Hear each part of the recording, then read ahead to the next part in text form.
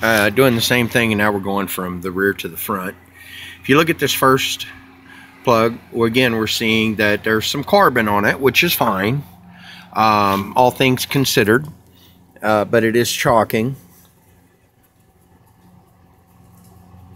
And then I'm taking out the number 3 cylinder on this side, which is the one that had no compression on this side. And if you look at that, that looks like a pretty dry, pretty clean plug. I don't imagine that would be the case if it was scoofed up, but we're going to find out.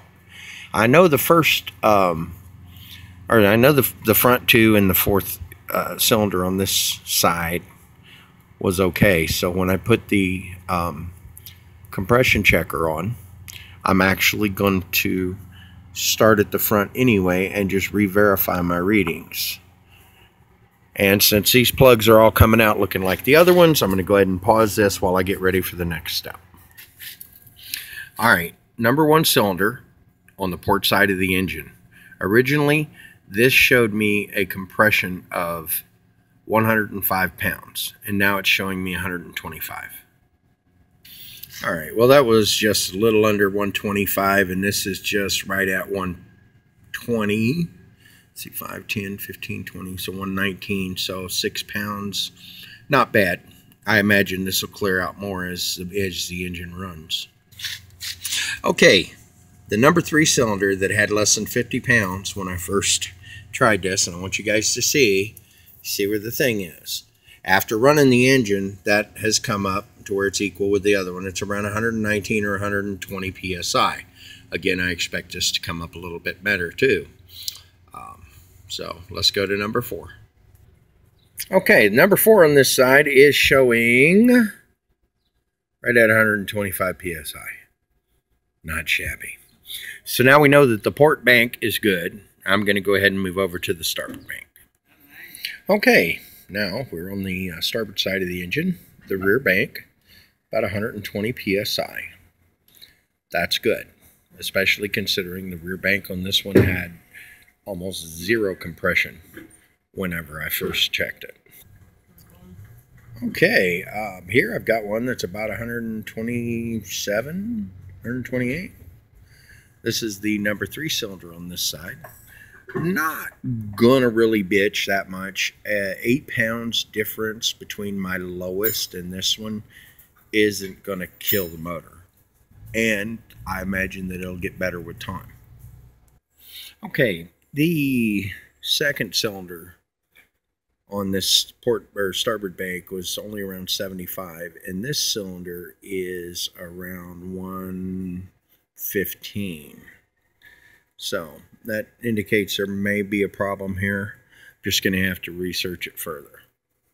Okay, I've reinstalled the spark plugs on the starboard side of the engine and reconnected the wires, and I'm reinstalling the plugs on the port side of the engine, and I'm going to reconnect the wires.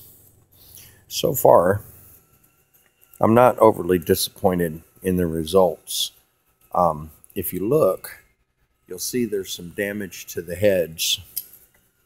I may go ahead and yank the heads on this after I give it another chance to clear up and check the valves and see if that's where the issue is. I don't seem to have an issue on the bottom end too much at this point. No knocking, no clanking, no goofy stuff, but we'll see. I'll be right back.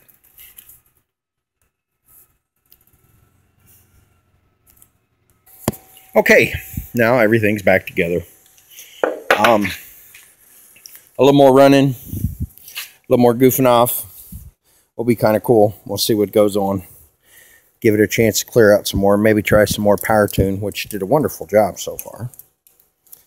And again, you see me trying to hook up wires with one hand, which is kind of funny in the sense that it doesn't work very well. So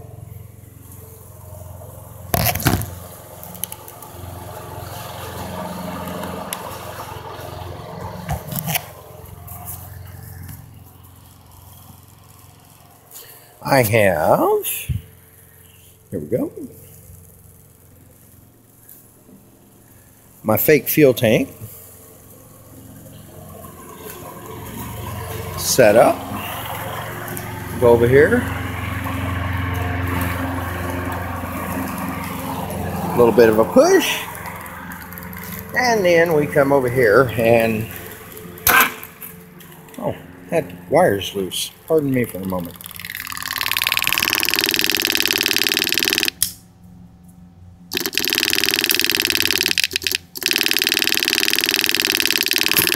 That wouldn't have looked very good. So, fuel pump's pumping fuel.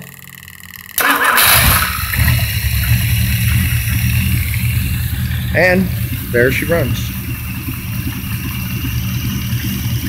Really wouldn't think that these two cylinders would fail. But they do.